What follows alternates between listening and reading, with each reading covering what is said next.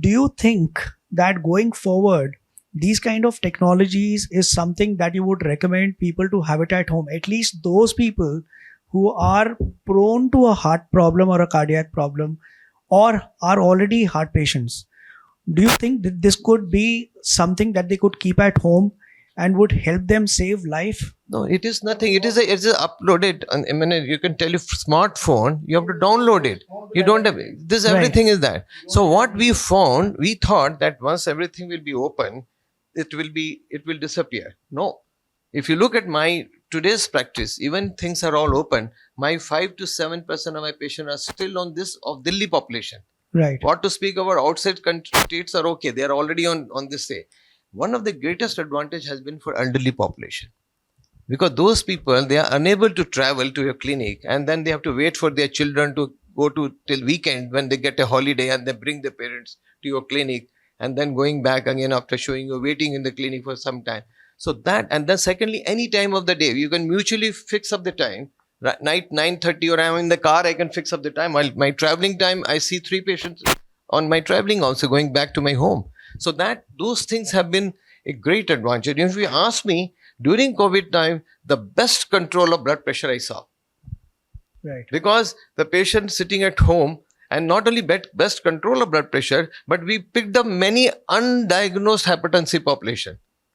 Because those instruments were meant for the parents and when they checked in the other family member, they never used to do, but sitting at home in the COVID time, they did it. And they found they are having hypertension. As Dr. Claire said, most of them are having no symptom, but they picked up. And we found from, there are many families, they turned out to be a lot of hypertensive population, whom we manage only by through my follow-up technology which we used. Correct. Giving them drugs through that, giving them prescription, checking it 3 to 4 times a day, a good record, which we use in office BP, we checked only once a day or maybe twice a day. Actually, but COVID has done many good things also. COVID has, to me, I think COVID was a blessing because it taught me many things. And COVID also told us that every human being is same, whether it is Riksha Bala or Amit Shah or anybody. The COVID didn't bother about anybody. I respect COVID that way. The second thing which COVID has done is that it has accelerated the pace of telemedicine. Markedly. The thing which we may not have achieved in next 10 years, we have achieved in 1 or 2 years. See, he's talking about Delhi patients. I'm telling you that so many patients, my patients from Dhaka, Chittagong, Cox's Bazar, Afghanistan, they took video consultations. I mean, you imagine how much money, time they save is amazing. And let me tell you another fact in medicine, that if the doctor and the data is sent properly, and the doctor interprets it properly, more than 90-95% patients don't have to come to Delhi. You can treat them there. Only 5 to 8 or 10% patients, they need more investigation, they have to be called. So you can treat 90 patients sitting in Delhi, even if somebody sitting in Leh or somebody. India, I think India has the greatest potential of telemedicine. It will save money. And not only that, if a person sitting in Ladakh, he can have a consultation with Dr. Sani or Dr. Swachandra. I mean, he's getting one of the best doctors in the country to take his opinion sitting in Ladakh. What else you want? It also uniformizes the capability of the country to experts giving advice to very small places. So I think we need to work more. The government needs to work more on telemedicine. Of course, there has to be a little bit more legalization. Number one. Number two, the transmission clarity. We need to improve on that issue. Sometimes, patient is talking, then it gets interrupted. You lose the Wi-Fi.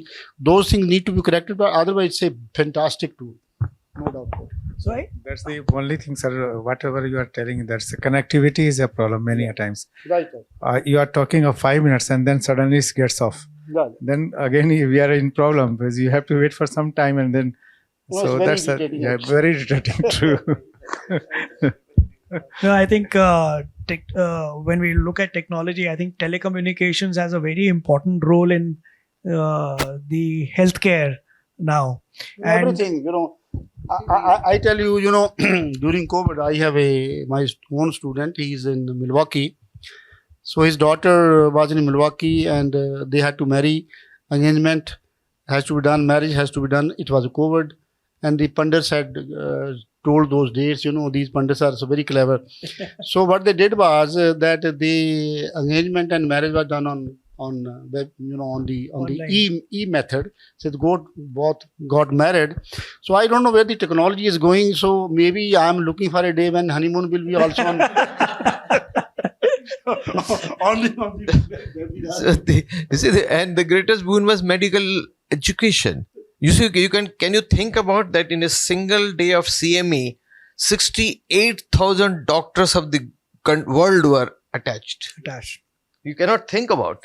You have to go to travel, give a lecture. Next week I have to give a talk to Bombay. I'm sure there will be 250 people sitting there. I have to spend my whole time traveling there, staying there, giving a talk, and 250 people are sitting there, and again I come. A whole day I will waste everything, Right. whatever.